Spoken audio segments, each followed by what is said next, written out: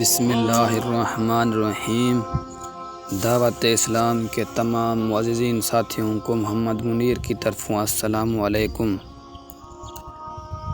دوستو، آج ہم بات کریں گے سورۃ توبہ کے شروع میں بسم اللہ کیوں نہیں ہے۔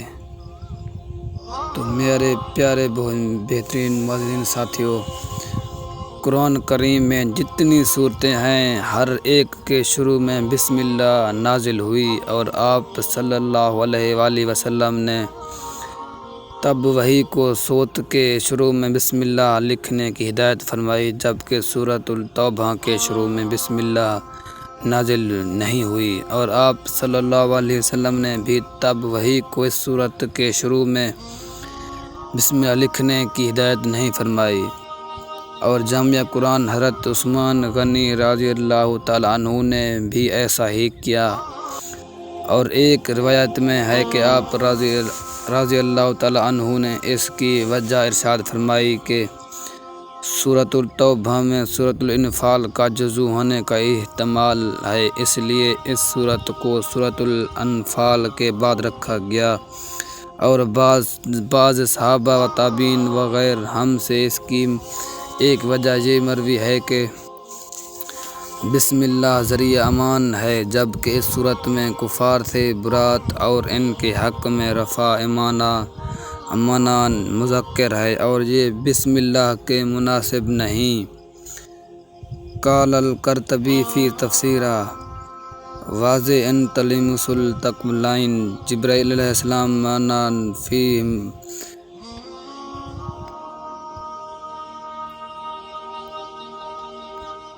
تو قرآن مجید پڑھنے وقت تمہاری ساری جگہوں پر واقف اور لازم ہوتا ہے۔ وقف کرتے وقت اگر ہم آخری حروف کو سکون دیں لیکن نئی سانس نہ لیں اور قرآن پڑھنا جاری رکھیں تو یہ کیا جائز ہے؟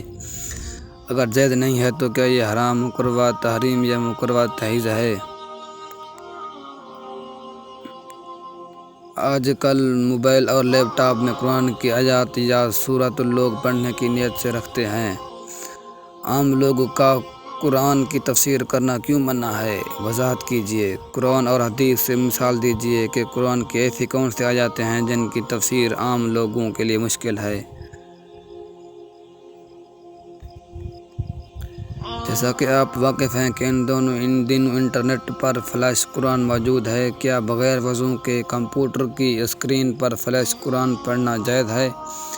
صرف اس وقت تک جب اپنے کام کی میز پر ہوتا ہوں اور مجھے کچھ خالی وقت مل جاتا ہے۔ اگر میں گھر پر ہوتا ہوں یا مسجد میں ہوتا ہوں، اس کے بعد میں ضرور وضو کرتا ہوں، یہاں تک کہ اگر میں اپنے موبائل پر ہی قرآن پڑھتا ہوں۔ یہ سوال اس صورت کے بارے میں ہے، عجیب میں وقت کی کمی کی وجہ سے وضو کرنے سے قاصر ہوتا ہوں، ورنہ بصورت دیگر میں وہ وقت ای میل وغیرہ پڑھنے میں ضائع کروں گا۔ دوسرے کہ یہ کیا computer, mobile phone per D a screen وغیرہ کو کوئی بغیر وضو کے چھونا جائز ہوگا جس میں قرآن آیات لکھی ہوتی ہیں؟ تو دوستو، یہ تھی آج کی ہماری ویڈیو۔ تو دوستو، مزید ایسی بہترین واقعات ویڈیو سننے کے لیے میرے چینل کو سبسکرائب کریں، بیل آئیکن کو بھی دبا دیں تاکہ ہماری ہر نئی ویڈیو اب تک